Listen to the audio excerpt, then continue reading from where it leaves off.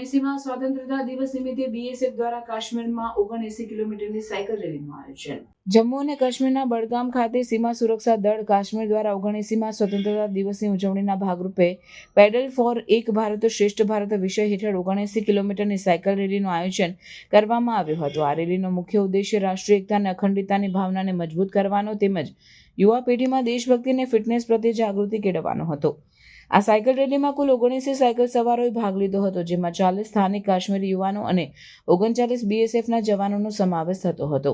આ રેલી બાંદીપુરા ખાતેના બીએસએફ કેમ્પસથી શરૂ થઈને માનસબલ, સુંબલ, શાલાતેંગ અને હૈદરપોરા જેવા વિવિધ વિસ્તારોમાંથી પસાર થઈને બડગામ જિલ્લાના હુમહામા સ્થિત બીએસએફ ફ્રન્ટિયર મુખ્યાલય ખાતે સંપન્ન થઈ હતી.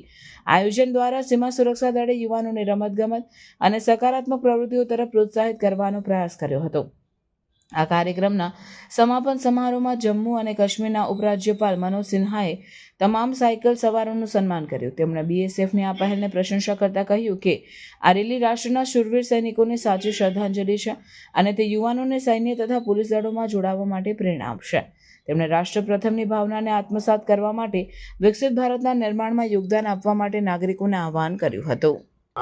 बीएसएफ कश्मीर फ्रंटियर और बीएसएफ सेक्टर का हेडक्वार्टर बांदीपुर ने जॉइंटली एक 79 किलोमीटर की साइकिल रैली आयोजित की, जो बांदीपुरा कैंपस बीएसएफ के हुमामा कैंपस बीएसएफ में आई.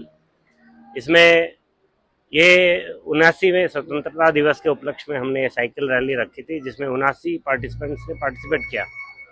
इसमें करीब 40-42 लोकल युवा थे जिन्होंने इसमें पार्टिसिपेट किया, इंक्लूडिंग महिलाएं, और बाकी हमारे बीएसएफ के ऑफिसर्स और जवान थे.